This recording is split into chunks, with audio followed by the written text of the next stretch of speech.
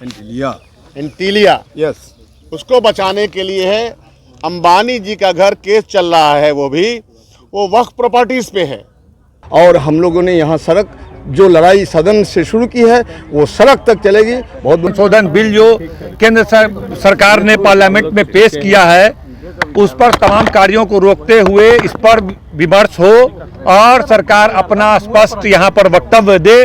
नमस्कार, news for nation देख रहे हैं और मैं हूं आपके साथ रंजन सिंह। बता दें आपको कि आज सदन से बाहर निकलकर सभी विधायकों ने वक्फ बोर्ड को लेकर आज सदन में कार्य स्थगन लाया था। हालांकि उस पर कोई चर्चा नहीं हुआ, जिसके बाद सेकेंड हाफ में विधायकों ने सदन को बहिष्कार किया और सदन से बाहर निकल गए। बता दें आपको कि लगातार बिहार विधानसभा का शीतकालीन सत्र का आज तीसरा दिन चल रहा था और तीसरे दिन तमाम विपक्ष के जो लोग हैं वो सत्ता पक्ष के ऊपर हमलावर रहे और ऐसे में आज तमाम विधायकों ने वक्फ बोर्ड की जमीन को लेकर जिस प्रकार से जो कानून आया है उसको लेकर ये लोग विरोध में थे। उन्होंने यह खुलासा किया है कि मुकेश अंबानी का जो घर है वो घर एंटीलिया, जो उस घर का नाम है, वो वक्फ बोर्ड की जमीन पर है। विधायकों ने जो प्रदर्शन किया और क्या कुछ कहा है आप खुद सुनिए। अधिनियम 2024 जो आया है वो ये बहुत संवेदनशील मुद्दा है। इस मुद्दा के प्रति उदासीन बिहार की जनता, बिहार का सदन नहीं रह सकता है।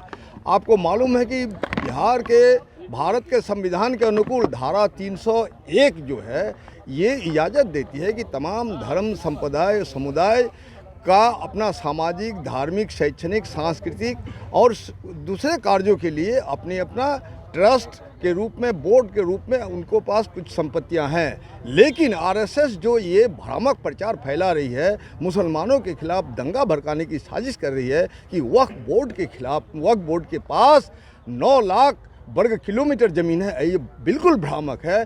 ऐसी बातें है नहीं, बल्कि तमाम धर्म संप्रदाय के लोगों के पास अब कर्नाटक में, तमिलनाडु में, तेलंगाना में जो हमारे मंदिर हैं उन मंदिर के पास 10 लाख एकड़ से ज़्यादा ज़मीन है। ऐसी हालत में हम लोग चाहते थे कि समाजवादी सरोकार से विचार रखने वाले हमारे जो माननीय मुख्यमंत्री है, हमेशा धर्मनिरपेक्षता के पक्ष में है और इधर कल ही जो है कॉन्स्टिट्यूशन ने, सुप्रीम कोर्ट ने कॉन्स्टिट्यूशन की धारा प्रस्तावना का समाजवादी और धर्मनिरपेक्ष जो शब्द को बरकरार रखा है। ऐसी हालत में आज उनको बयान देना था और बिहार विधानसभा का प्राधिकार है, सदन का अधिकार है बिहार की जनता की तरफ से अपना अभिमत रखने का, और पूरे देश को एक संदेश देना चाहिए था कि इस तरह से गुंडागर्दी की हरकतें बर्दाश्त भारत की जनता नहीं करेगी, बिहार तो बिल्कुल ही नहीं करेगी। और बिहार ने हमेशा रहनुमाई की है। इसलिए वक्फ संशोधन बिल अधिनियम के खिलाफ हम लोगों ने सिंपल एक प्रस्ताव रखा। अभी भी हम लोगों ने माननीय अध्यक्ष महोदय को कहा कि कम से कम हमारे प्रस्ताव को पढ़ने दिया जाए, लेकिन निर्ममता से देखा जा रहा है इस बार का जो 2000 बाद के जो बिहार विधानसभा का सदन है ये मार्शल की ताकत पर चलाया जा रहा है, तानाशाही के बल पर चलाया जा रहा है। बिल्कुल ये लोकतंत्र के खिलाफ है, ये संविधान की हत्या है, सदन का अपमान है, बिहार की जनता का अपमान है। और मुसलमान के खिलाफ तो अभियान जो चला के रखा है, अभी भी वक्त है माननीय मुख्यमंत्री के पास, उनके जो मंत्री है, उसके जो पार्लियामेंटारियन है ललन सिंह बयान देते हैं कि मुसलमान हमें वोट नहीं देता, नीतीश कुमार को वोट नहीं देता। अभी भी हम उम्मीद रखते हैं, हम नाउम्मीद नहीं हैं, अभी भी उम्मीद रखते हैं नीतीश कुमार की अंतरात्मा जागेगी, उसकी गैरत जागेगी और कल नहीं तो परसों वो बयान उनको देगा और वक्त संशोधन बिल को वापस लेने के लिए अपने सांसदों को निर्देश देंगे, पहल करेंगे पार्लियामेंट में। और हम लोगों ने यहाँ सड़क जो लड़ाई सदन से शुरू की है वो सड़क तक चलेगी। बहुत बहुत शुक्रिया। संशोधन बिल जो केंद्र सरकार ने पार्लियामेंट में पेश किया है उस पर तमाम कार्यों को रोकते हुए इस पर विमर्श हो और सरकार अपना स्पष्ट यहाँ पर वक्तव्य दे। तो इस पर हम लोगों ने विधानसभा में जो क्वेश्चन आवर है इसके बाद हम लोग इस पर लाए थे और उस पर नहीं हुआ। और फिर अभी हम लोगों ने जब दूसरी पाली शुरू हुई तो तमाम महागठबंधन के लोगों ने मिलकर उस कार्य स्थगन पर मुख्यमंत्री जी की मौजूदगी में हम लोगों ने इस मुद्दे को उठाया कि भाई इस पर चर्चा हो। लगातार हम लोग चाहते हैं कि ये जो वक्फ संशोधन कानून बन रहा है, हम लोग का मानना है कि यह पूरी तरह से संपत्ति को लूटने का अभियान है। जिस तरह पहले भी आप जानते हैं कि यह मोदी सरकार जब से आई है देश की तमाम संपत्तियों को व्यापारियों बड़े बड़े उद्योगपति के हाथ में बेच रही है, चाहे रेल हो, सेल हो, हवाई अड्डा हो, तमाम संपत्तियों को बेच रही है। अब भारतीय जनता पार्टी को यह पता चला कि भाई वक्फ संपत्ति भी बड़ी संपत्ति है, इसीलिए इनकी बुरी नज़र है। केवल उनका उद्देश्य है कि संपत्ति पर कब्जा करके बड़े बड़े उद्योगपतियों को देना। इसीलिए तमाम महागठबंधन के लोग चाहते हैं कि भाई नीतीश कुमार जी अपने आप को सेकुलर कहते हैं, अपने आप को समाजवादी कहते हैं, तो विधानसभा में वो यहाँ पर वक्तव्य दें और एक यहाँ से हम लोग प्रस्ताव बना करके भेजते कि भाई वक्फ अमेंडमेंट बिल जो आया है इसको वापस लिया जाए। इसी को लेकर आज हम लोग चर्चा करना चाहते थे, लेकिन वर्तमान जो सरकार है, एनडीए सरकार है, मुख्यमंत्री जी मौजूद रहे, इस पर कोई वक्तव्य नहीं दिया, तो हम लोगों ने बाइकाट करने का काम किया है। महबूब भाई देखिए एंटीलिया यस, उसको बचाने के लिए है।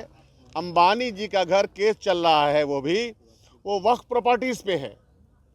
तो अपने दुलर्वों को बचाने के लिए और फिर और भी ज़्यादा ज़मीन जगह दे करके अपने तरह का काम करने के लिए यह बिल लाया जा रहा है। ये हम लोग इस बात को, इस डिज़ाइन को समझते हैं।